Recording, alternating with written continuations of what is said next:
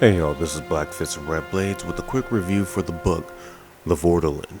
The Vordalyn is the first book in a 5-book series of high fantasy novels written by Michael T. Payne.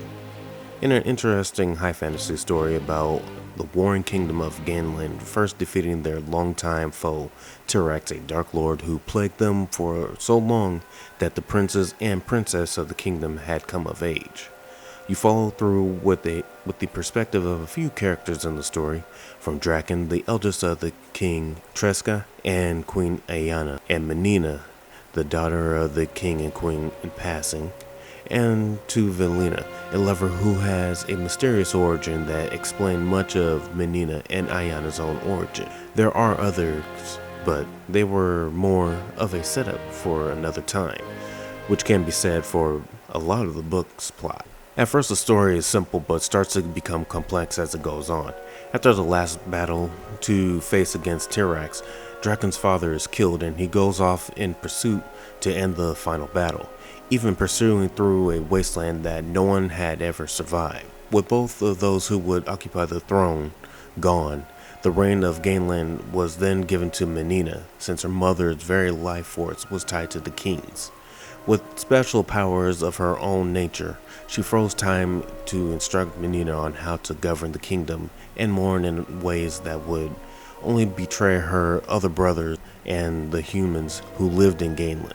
During the time that Draken and a small band of his men survived the wasteland and tracked Tyrax to a cavern within a fort, and find not only the cornered Dark Lord, but a new creature called Akina, who was at first monstrous and had wings, but was able to plead for mercy at Draken's feet, climbed onto him and sucked some of the life force out of his neck, regaining her strength and transformed into a beautiful woman fixed to his preferences.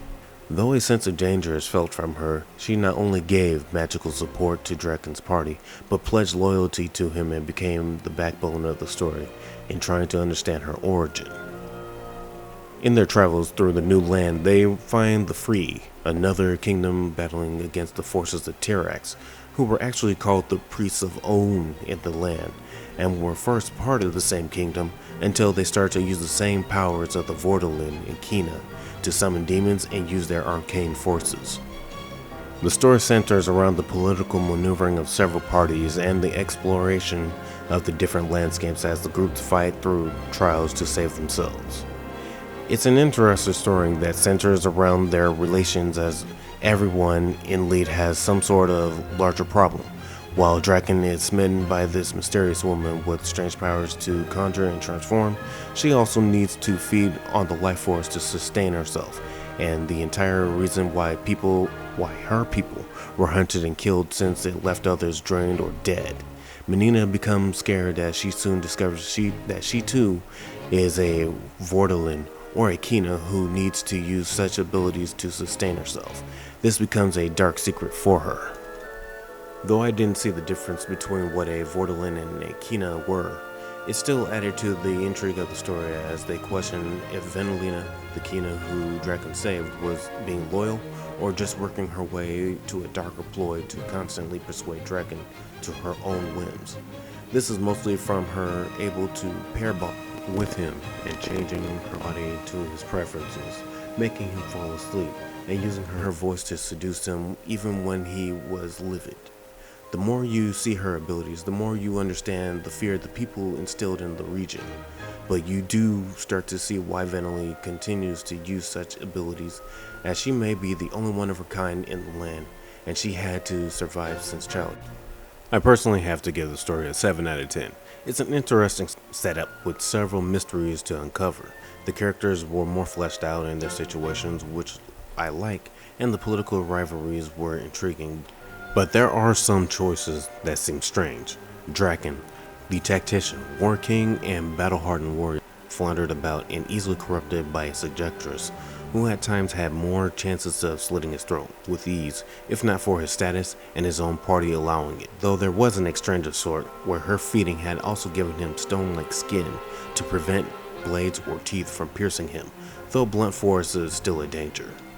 The story does have some sexual content in it, and it's not a turn-off from the story at all, since it doesn't get so egregious, but there are parts where Vordalyn's actions border more on a drug and rape vibe that doesn't feel right, as her powers have more influence over the battle-hardened warrior that would borderline make more suspicion, especially coming from some of the other characters.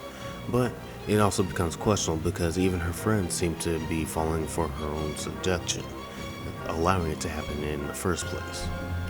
The action does turn more from sword fights to magical slinging at times, but it often relies on dynamic actions and clever tricks between sword swinging and spells to come with a decent conclusion. I do hope for there to be more parts of Draken taking the lead in the next story. In this first part, he's going from the lead to a side character in his own story. On the other side is Menina, who is forcefully dividing the people of Ganlin, separating races on the behest of her mother, but soon turns sour as the people realize that trade isn't possible if the different regions of her brothers controlled the rest of the supplies, and putting strain on their alliance with the capital. The people who supported one of the brothers were able to remove an amulet of control, or death, Menina had gifted to her remaining 3 brothers. Alone and isolated, Menina learns that the same fears that Vordalyn had were instilled in her from her mother, Ayana, and the political plans to protect her because of their nature only caused more strain. With so many setups for the next story, I was never certain what the largest part of the plot would be at first, but the origin of Vordalyn's people became the main theme of the story towards the latter end. I will continue to the next book, but I do wonder if the intrigue will pay off at this point.